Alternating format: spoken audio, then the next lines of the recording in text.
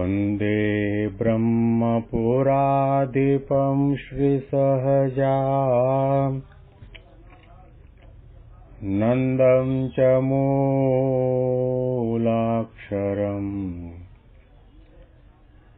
श्रेयस्कारणसद्गुणैकनिलयम् श्रीप्रागजिह्वावत ब्रह्मोपासनधारकं गुरुहरिं यज्ञं तथा योगिनं प्रीत्येवं प्रमुखं महन्तमनिशम् श्रीजीस्वरूपं मुदा મહિમાનો મહિમા પ્રવચનમાળામાં આજે 9મી ડિસેમ્બર 2024 સોમવાર અને માક્ષર મહિનાના શુક્લ પક્ષની અષ્ટમીનો દિવસ એટલે આપણા પ્રાણ પ્યારા ગુરુહરિ પ્રમુખ સ્વામી મહારાજનો 103મો પ્રાગટ્ય દિવસ. આવા પરમ પવિત્ર દિવસે તમામ સંતો હરિભક્તોને મારા સાષ્ટાંગ પ્રણામ. જય સ્વામિનારાયણ. હેપી વચનામૃત દ્વિશતાબ્દી મહોત્સવ. હેપી પ્રમુખ સ્વામી મહારાજ શતાબ્દી મહોત્સવ. હેપી ગુરુહરિ પ્રમુખ સ્વામી મહારાજ પ્રાગટ્ય દિન. ગઢડા અંત્યનું 21મું વચનાવ્રત આપણે સાંભળી રહ્યા છીએ. સોનાના દોરાનું વચનામૃત છે. મહારાજ પોતે ધર્મમાં પણ ભક્તિની સરખી ગૌરવતા છે, જો એમાં ભગવાનનો સંબંધ હોય તો. અને મહારાજે એવી પ્રકારના ધર્મને ભક્તિથી જુદો નથી કહ્યો. અને એવા પ્રકારની ભક્તિને ધર્મ હોય તો મહારાજે કહ્યું એને ભાગવત ધર્મ કહેવાય, એકાંતિક ધર્મ કહેવાય. ત્યાર પછી મહારાજે પોતાના સ્વભાવની, પોતાના રસ, રુચિ અને અભિપ્રાયની વાત કરતા કહ્યું કે અમારો તો નિર્બંધ સ્વભાવ છે. પાટણ વગેરે શહેરની અંદર રહેવું અમને પસંદ નથી. વન, પર્વત, જંગલ, તળાવ કે સમુદ્રના કિનારે, નદીના કિનારે રહેવું ગમે. તેમ છતાં પણ લાખો માણસોના ભીડાની વચ્ચે રહીએ છીએ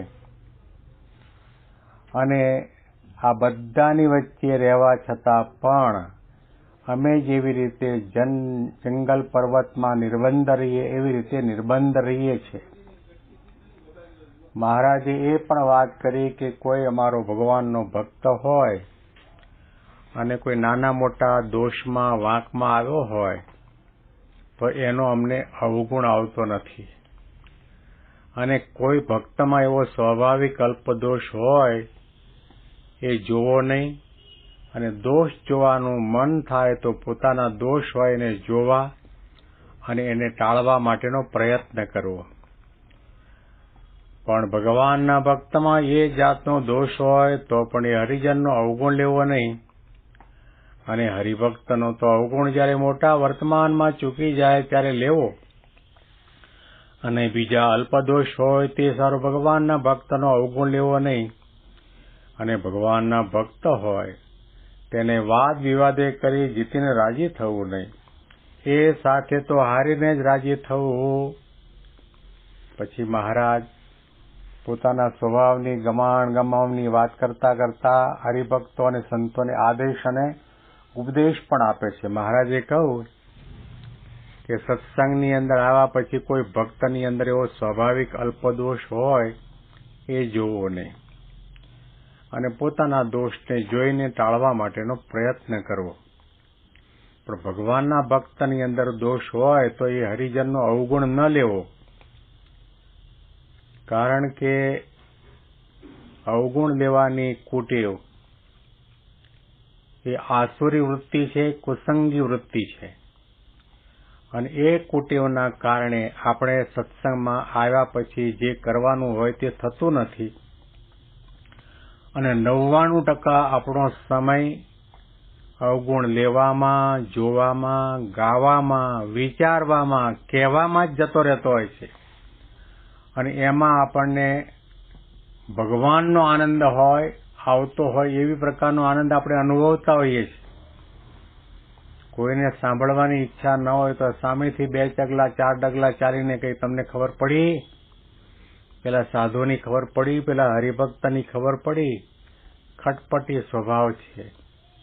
ખાવું, ખાડો, ખાટલો ને ખટપટ. સંત હોય કે હરિભક્ત હોય દરેકના માટે વિઘ્નરૂપ છે. ખાવામાંથી ઊંચો ના આવે, ખટપટમાંથી ઊંચો ના આવે, ખાટલો એટલે ઊંઘવામાંથી ઊંચો ના આવે અને નિંદા કરવામાંથી ઊંચો ના આવે. ખાવું, ખાડો, ખટપટ એમાંથી ઊંચો આવે જ નહીં. પછી ભગવાન ક્યારે ભજે?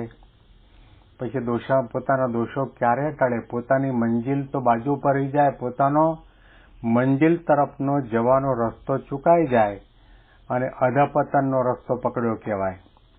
મહારાજને અને ગુણાતીત ગુરુવર્યોને આવી પ્રકારની અવગુણ લેવાની ટેવ હોય એના માટે તો એટલો બધો અભાવ ને અવગુણ છે, એના સામું જોવું ગમતું નથી, એની સામે બેસવું ગમતું નથી. મહારાજે કહ્યું ભલે આગળ પકડતો સાધુઓ કે હરિભક્ત હોય તો પણ એ સત્સંગમાં હોય તો અડધો વિમુખ છે, એને વિમુખ કયો છે, અડધો સત્સંગી કે અડધો સાધુ નથી કયો.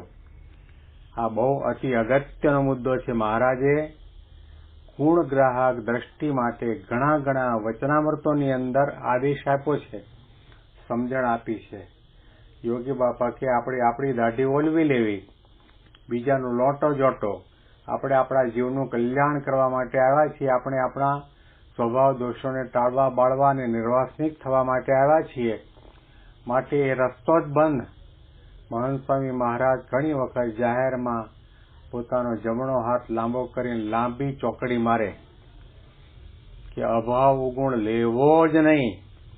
અભાવ ગુણ લેતો હોય અને કોઈ સંત કે હરિભક્તના પ્રત્યે ઈર્ષા રાખતો હોય અને પછી કદાચ એ સોનાના થાળમાં 56 પ્રકારના ભોગ ઠાકોરજીને ધરાવે તો પણ મહંત સ્વામી મહારાજ કે ભગવાન જમતા જ નથી, સામુય જોતા નથી. આટલો બધો અણગમો બતાવ્યો છે. શ્રીજી મહારાજે કહ્યું કે સત્સંગમાં આગળ વધવું હોય, સંત અને ભગવંતની માળાના મણકામાં આપણો નંબર લગાડવો હોય તો દરેકના ગુણ ગાઓ. ગુણાતીતાનંદ સ્વામીએ કહ્યું કે ભગવાન અને ભગવાનના ભક્તોના ગુણ ગાવાથી જીવ બ્રહ્મરૂપ થઈ જાય છે. જીવને બ્રહ્મરૂપ કરવો, જીવનો જીવભાવ ટાળવો, એના માટે અતિ ઉત્તમ ઉપાય બતાવ્યો. મહારાજે એમ પણ નથી કહ્યું, સ્વામી એમ પણ નથી કહ્યું તમે વડતાલમાં રહીને ભજન કરો તો બ્રહ્મરૂપ થવાય. ભુજમાં, અમદાવાદમાં, ગઢડામાં, સારંગપુરમાં, ભૂચાશ્રમમાં રહીને ભજન કરો તો બ્રહ્મરૂપ થવાય એવું નથી કહ્યું. સ્થાનની મહત્તા નથી બતાવી, સાધનાની મહત્તા બતાવી છે. કઈ સાધના? ભગવાન અને ભગવાનના ભક્તોના ગુણો ગાવ. અને ગુણ ક્યારે ગાઈ શકાય? જ્યારે આપણે સૌથી પોતાને નાના માનતા હોઈએ અને જ્યારે આપણે સંબંધનો મહિમા વિચારતા હોઈએ કે ઓહો ભગવાન અને ગુરુહરિની આના ઉપર કેવી કૃપા દ્રષ્ટિ કરી, કેવું જ્ઞાન થયું, કેવી સમજણ આવી, કેવી સેવા કરે છે, કેવા નિર્માનીપણાના ગુણો છે અને કેવો ભક્ત છે. એવી પ્રકારના ગુણો ગાવામાં, સાંભળવામાં એટલો આનંદ આવે જાણે આપણે ભગવાનના ચરણ કમળ પકડીને ચરણ ચંપી કરતા હોઈએ એવા આનંદને અનુભવ થાય. એટલા માટે શ્રીજી મહારાજે કહ્યું કે કોઈનો પણ ક્યારેય પણ અવગુણ ન લેવો. થાપડા જેવો હોય એનો પણ અભાવ કે અવગુણ ન લેવો. શાસ્ત્રીજી મહારાજ કહેતા કે તમે આ ધૂળો ભગત છે અમારા સત્સંગની અંદર, આ ગરીબ ગાય જેવો, મોઢા ઉપરથી માખી ના ઉડે અને એવું કંઈ જ્ઞાન નહીં, સમજણ નહીં અને એવી કોઈ તપશ્ચર્યા કે સાધના એના જીવનમાં આપણને દેખાય નહીં, પણ સંબંધ કોનો થયો છે? સત્પુરુષનો, ભગવાનનો, મંદિરનો, સંસ્થાનો સંબંધ થયો છે. એનો મહિમા સમજશો તો હું માનીશ કે તમે મારો મહિમા સમજ્યા છો. એમ ભગવાન સ્વામિનારાયણનો મહિમા આપણને સમજાવ્યો છે કે અક્ષર પુરુષોત્તમ મહારાજ કે યોગી બાપા, પ્રમુખ સ્વામી કે મહંત સ્વામી મહારાજનો મહિમા આપણે સમજ્યા ક્યારે કહેવાઈએ કે એના સંબંધવાળા તમામને માથાના મોગટ માનીએ અને ક્યારેય પણ કોઈના દોષને અવગુણ તરફ આપણી દ્રષ્ટિ જાય જ નહીં, જાય જ નહીં, જાય જ નહીં, એ વિચાર આવે જ નહીં. એવી પ્રકારે આપણે સત્સંગ કરીએ તો મહંત સ્વામીના શબ્દોમાં આપણે સમજી શકીએ કે આપણને સત્સંગનો રંગ લાગ્યો છે, આપણી ગાડી સીધા પાટા ઉપર છે. આના અનુસંધાનમાં વિશેષ વાતો આપણે આવતીકાલના પ્રવચનમાં સાંભળીશું. તમામ સંતો હરિભક્તોને મારા સાષ્ટાંગ પ્રણામ. જય સ્વામિનારાયણ.